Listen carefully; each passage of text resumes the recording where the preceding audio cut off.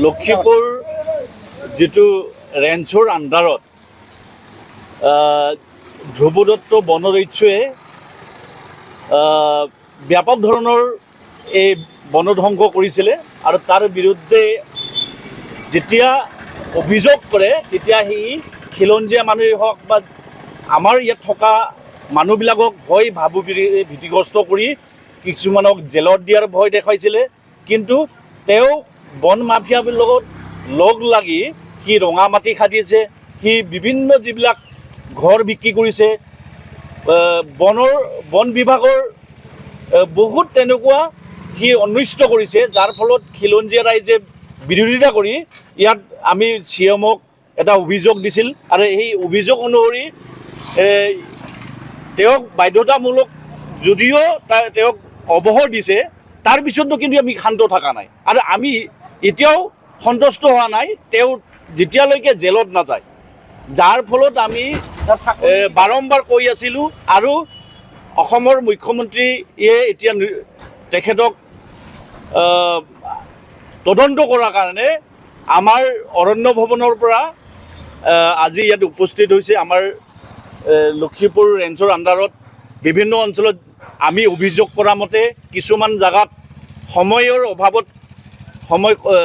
অভাৱ যদিও হয়, সৰজমিন তদন্ত কৰাৰ কাৰণে বিভিন্ন জাগাত গৈছে। আমি দুটামান জাগাই পাইছে আৰু বহুত জাগা আছে চাবলৈ। গতিকে আমি ভাবোঁ অতি শীঘ্ৰে এই সৰজমিন যিটো তদন্ত হ'ল এইবিলাক গোটেই চাই পেলাই এই ধ্ৰুৱ দত্তৰ বিৰুদ্ধে যিটো তদন্ত হ'ব আৰু তেখেত নিশ্চয় জেলত যাব বুলি আমি আশা কৰিছোঁ। অন্যথা আমি আকৌ আৰু যদি তেখেতৰ বিৰুদ্ধে কোনো ধৰণৰ যদি ব্যৱস্থা নহয় আৰু আমি চাকৰিৰ কিবা এটা গণ্ডগোল থকা বুলি কেনেকুৱা সেইটো চাকৰি গণ্ডগোল হ'ল তেখেত যেতিয়া বয়স আছিল সেই বয়সত তেওঁ চাকৰি পোৱা নাছিল। সেইটোতো তদন্ত হ'ব লাগে। সেইবিলাক চাকৰিৰ ক্ষেত্ৰতো তদন্ত হওক, আমি সেইটোও বিচাৰিছোঁ।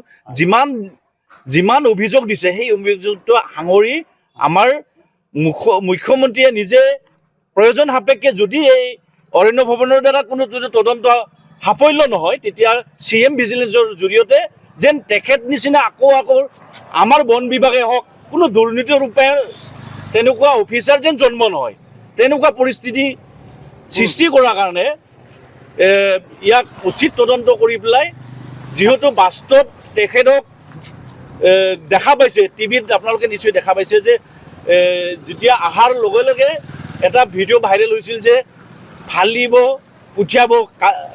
পঠিয়াব মিলত নাৰাখিব, তেনেকুৱা ধৰণৰ।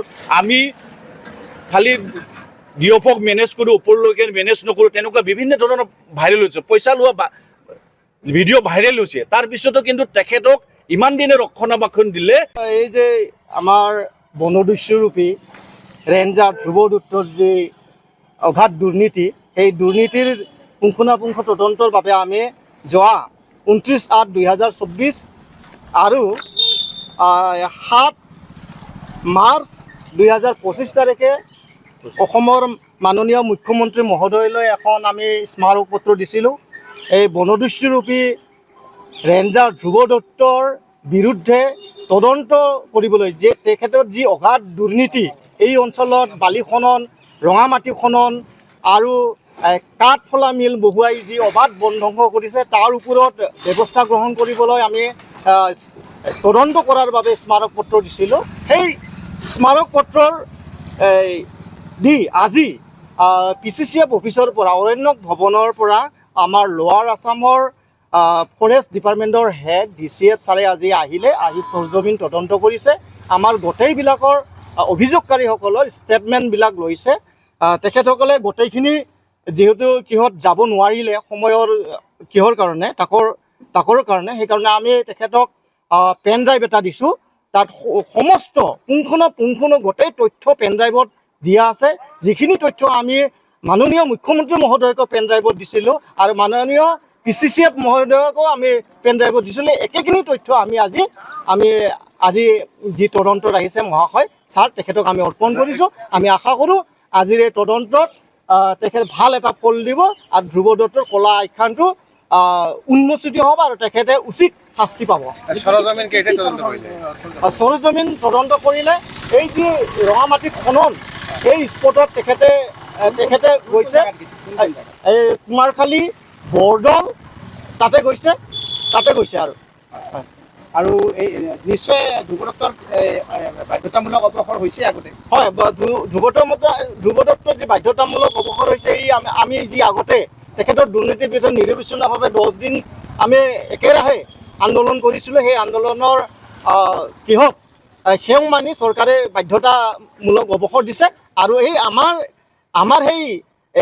আমাৰ সেই স্মাৰক পত্ৰৰ যোগেদিয়ে আজি তদন্তৰ ঘোষণা মাননীয় মুখ্যমন্ত্ৰীয়ে দিছে। আমি মাননীয় মুখ্যমন্ত্ৰীক ধন্যবাদ জ্ঞাপন কৰিছোঁ আৰু আমি মাননীয় মুখ্যমন্ত্ৰী মহোদয়ক আহ্বান জনাওঁ এই বনদৃশ্যৰূপী ধ্ৰুৱ দত্তৰ এগেইনষ্টত CM ভিজিলেন্সৰ এটা তদন্ত ঘোষণা কৰিব লাগে। যিকোনো খবৰৰ বাবে যোগাযোগ কৰক 7099017330 লগতে 7099017110 নম্বৰত।